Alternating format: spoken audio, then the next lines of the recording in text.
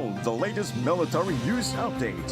This is AFP Community News, hosted by Rofh Suzon every 12 noon, Mondays to Fridays. Only here on DWDD Armed Forces Radio. One AFP for a stronger Philippines.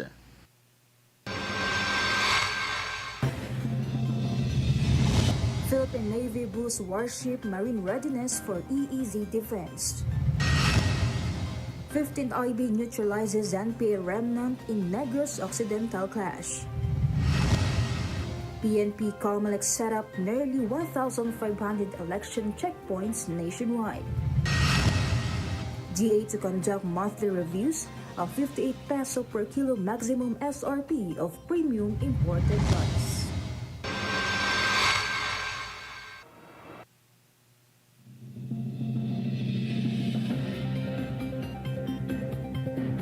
Good day, everyone. Special to our troops at Camp Ilonid, Aguinaldo, Quezon City. Today is Monday, January 13, and this is AFP Community News, your source for the updates of the armed forces and other developments across the country. I am Rofh Suzon-Abay, here to bring you today's stories.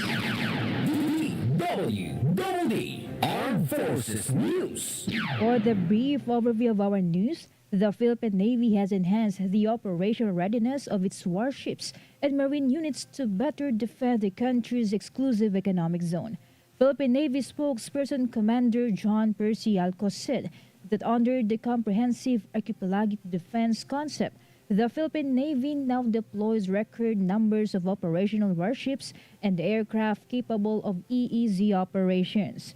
Modernization efforts include the upcoming acquisition of guided missile corvettes, offshore patrol vessels, landing docks, and anti-submarine helicopters, alongside BrahMos missile batteries for marine units. The Philippine Navy also aims to sustain maritime operations and strengthen ties with allied navies to secure the Philippine waters.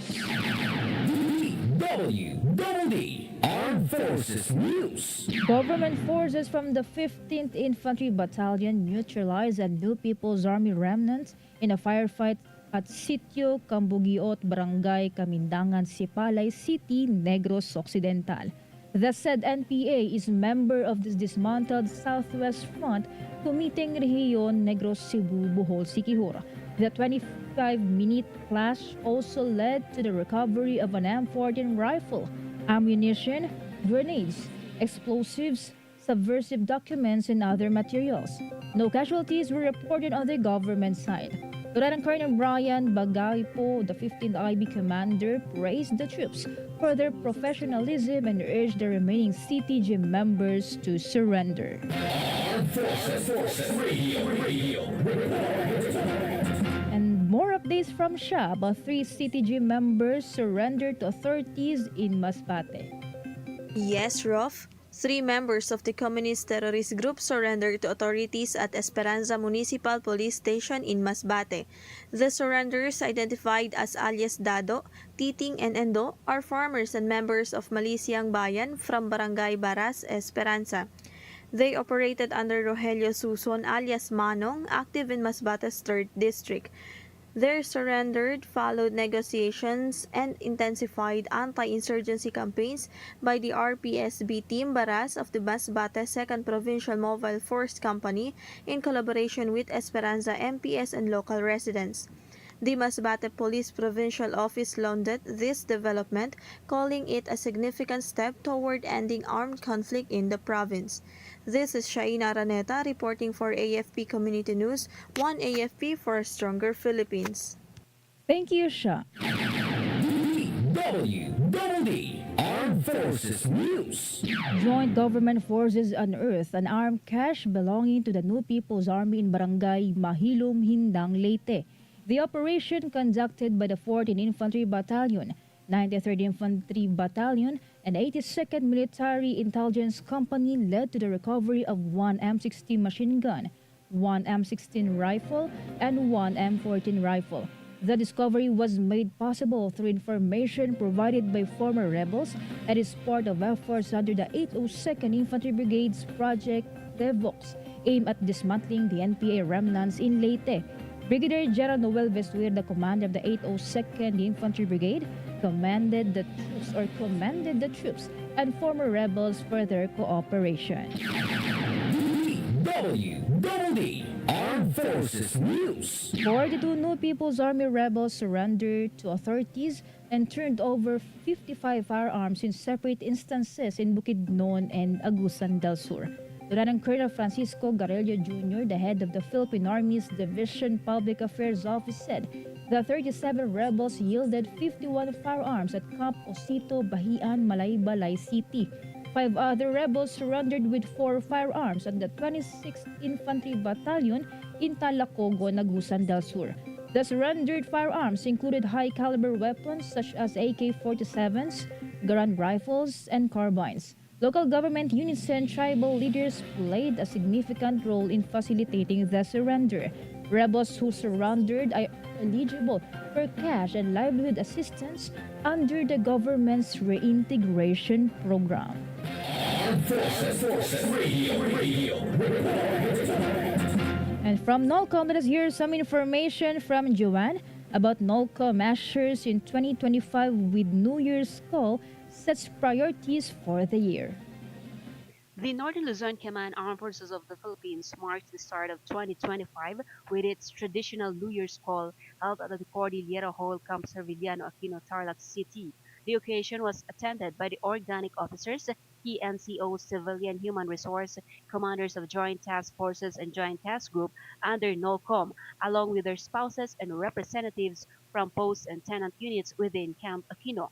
NOLCOM Commander Lieutenant General Fernil Galera Buca highlighted the command's significant accomplishments in 2024, such as the dismantling of key insurgent groups, including 2 regional party committees, the Comiteng Rehiyon Gitnang Luzon and Comiteng Rehiyon Cagayan Valley, 1 sub-regional committee, the Comprob Cagayan, and 3 guerrilla fronts, the KLG Tarzam, KLG North Abra, and KLG Wagas.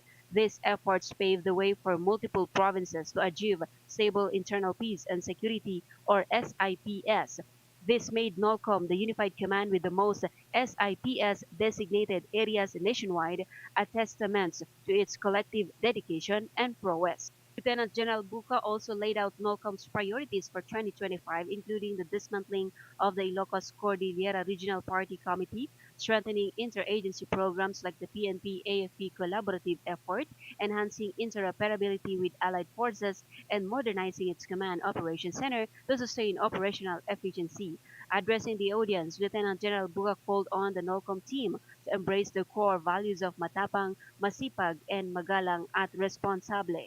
The New Year's call reaffirmed NOLCOM's unwavering commitment to its mission and vision as it embarks on another year of service to the nation. This steadfast dedication should instill confidence in the NOLCOM stakeholders about its future endeavors. This is John Sagok reporting from Northern Luzon Command for AFP Community News, 1 AFP for Stronger Philippines.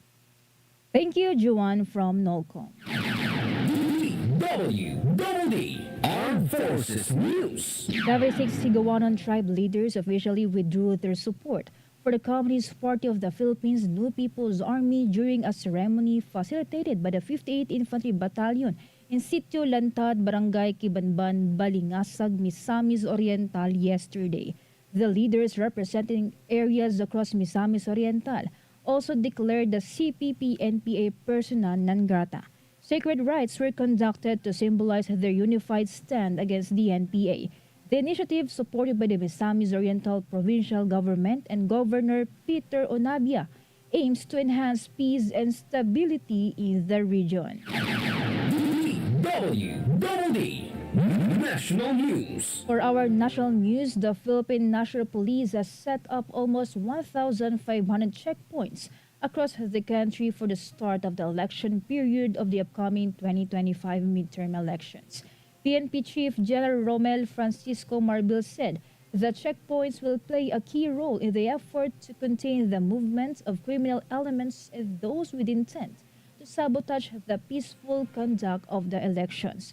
Marbil said so far, at least 4 people were already arrested for violating the nationwide gun ban which started last Sunday, January 12.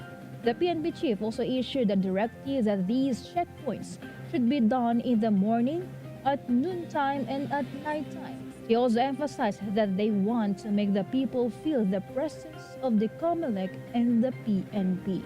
Armed Forces Radio. Let us hear more updates from Amy about AFP honors 7 retiring generals in testimonial parade.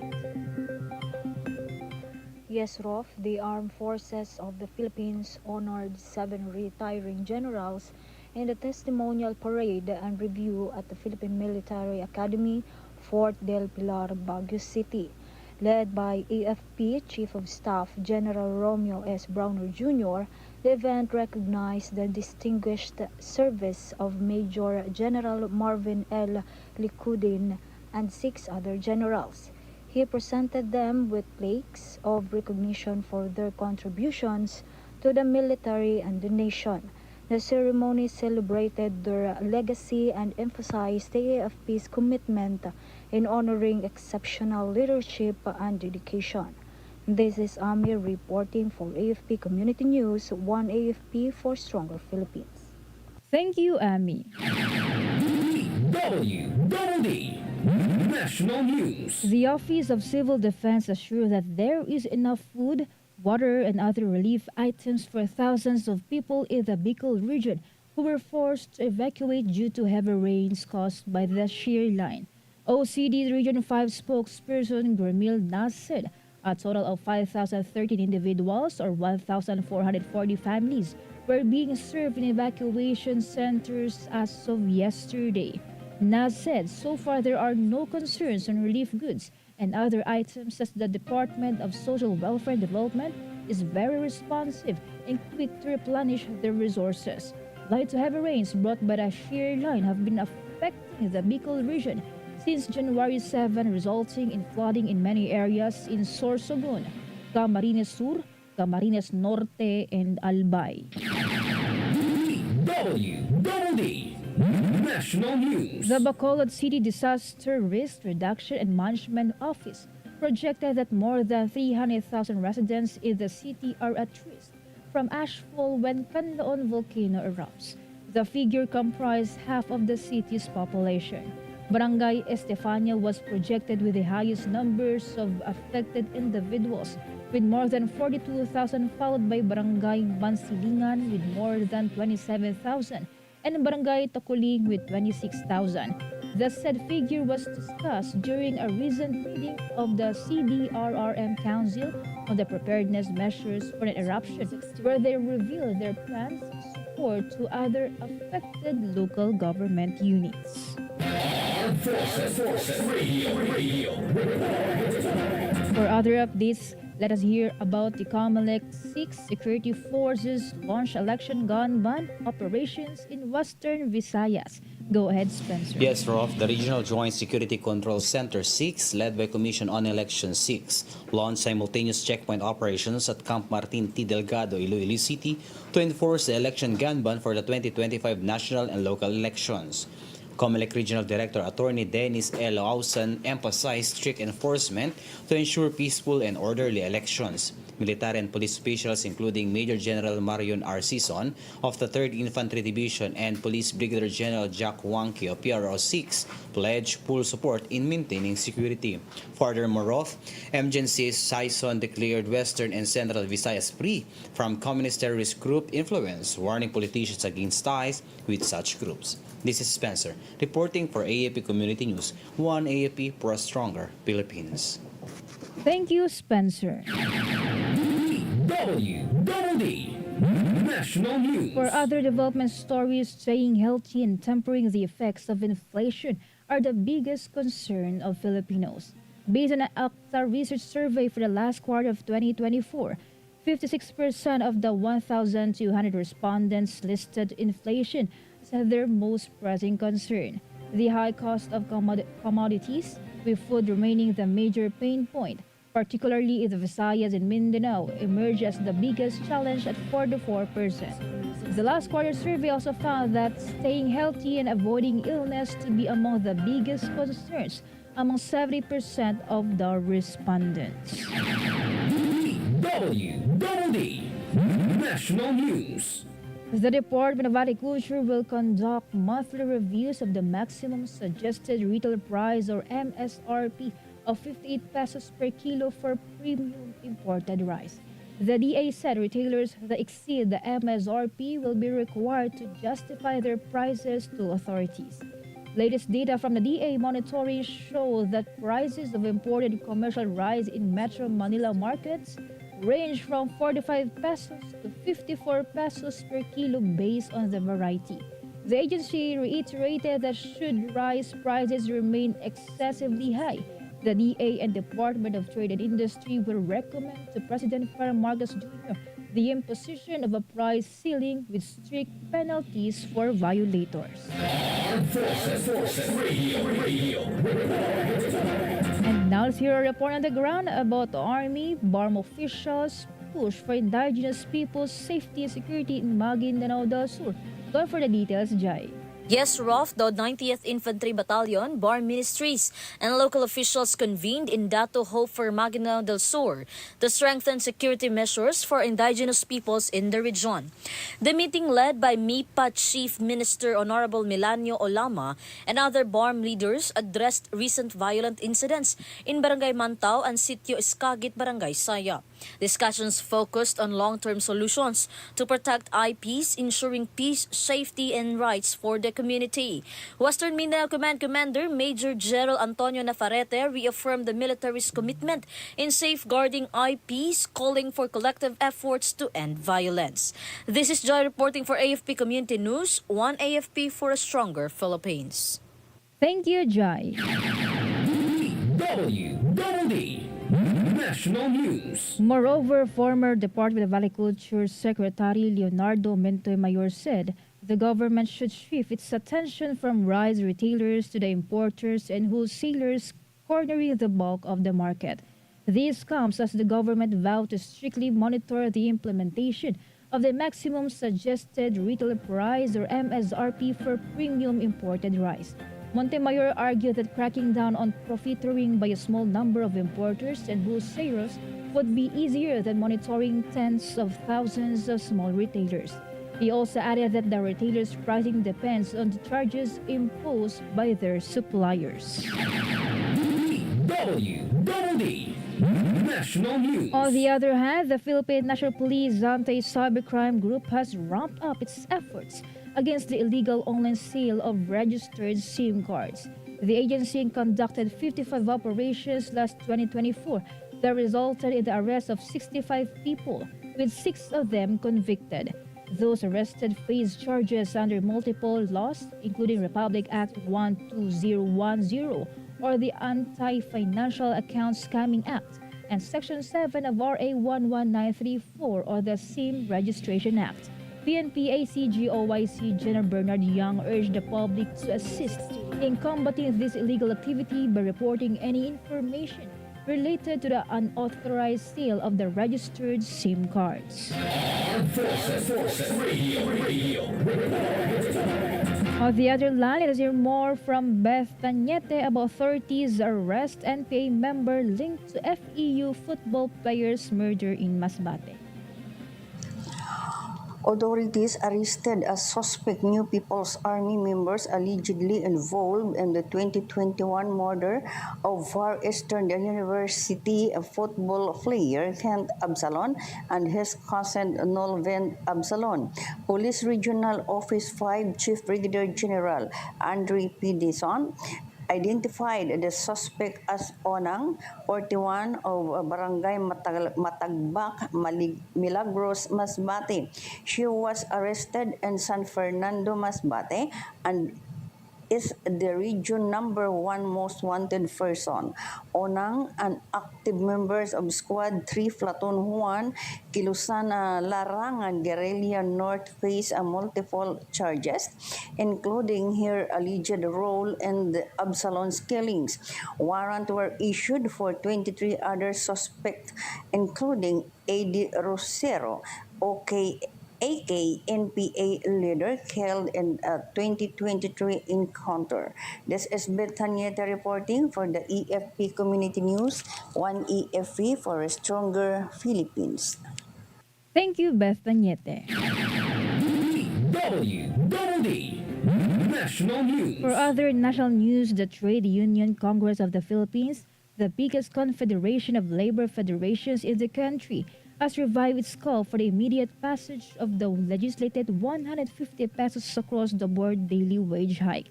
The group said that the legislated wage hike is needed on top of the pay increases in the private sector granted by the various regional wage boards in 15 out of 16 regions nationwide. TUCP Vice President Luis Corral, the goods and utility prices are going up except for the workers' wages. The daily minimum wage in the National Capital Region increased only by 35 pesos last year. DWDD National News. Japanese Foreign Minister Iwaya Takeshi will be on an official visit to the Philippines from January 14 to 15. The Department of Foreign Affairs said Iwaya will meet with DFA Secretary Enrique Manalo. The two officials are expected to hold a bilateral meeting to discuss political, defense, security, economic, and development cooperation, and other areas of mutual concern. They are also expected to exchange views on regional and international developments. Iwaya's visit will come after a trilateral phone call between President Marcos, United States President Joe Biden, and Japan Prime Minister Shigeru Ishiba today. Armed Forces Radio. Let us hear more from Meljoy of 1st URG, but 103rd Infantry Battalion conducted gun ban checkpoint operation in Kalinga. Yes, Rofh, in unified effort to ensure peaceful and secure elections, the Charlie Company of the 103rd Infantry Mabalasik Battalion, in partnership with the Commission on Elections and the Balbalan Municipal Police Station, conducted a gun ban checkpoint operation as part of the nationwide drive to promote safe and orderly elections at Kadamayan, Poblacion, Balbalan, Kalinga on January 12, 2025.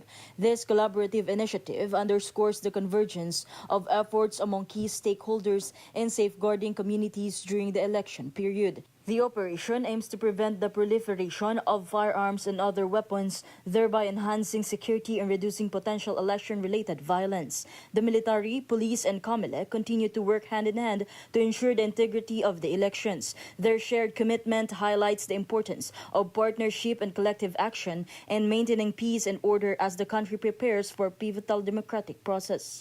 This is Meljoy Nesho Arroco reporting for AFP Community News, 1 AFP for Stronger Philippines. Thank you, Meljoy from 1st URG. DWDD National News. The Philippine Ports Authority was recognized as one of the most sought-after government agencies by Filipino job seekers last year. PPA General Manager J. Daniel Santiago said, this based on the Employee Job Happiness Index 2024 survey conducted by JobStreet. Santiago said as they continue to improve the port facilities, they also invest in people inside and outside of port areas. He also emphasized that without the employees, there will be no great outputs. DWDD Armed Forces News. And that concludes today's broadcast. Thank you for tuning in, especially to our audience on AFP Radio DWDD's Facebook page. Be sure to join and catch again tomorrow for more stories and updates, same time and same station. Once again, this is Rofh Suzon-Abay for AFP Community News, 1 AFP for Stronger Philippines. Behold the latest military news update. This is AFP Community News, hosted by Rofh Suzon every 12 noon, Mondays to Fridays. Only here on DWDD Armed Forces Radio. 1 AFP for a Stronger Philippines. Ito ang DWDD 1134 kHz AM. Balita, impormasyon at musika. Ito ang DWDD AFP Radio. Boses ng Kawal Pilipino. Kayo ay nakatutok sa DWDD AFP Radio. Kami po ay kasapi ng KBP, Kapisanan ng mga Broadcaster ng Pilipinas.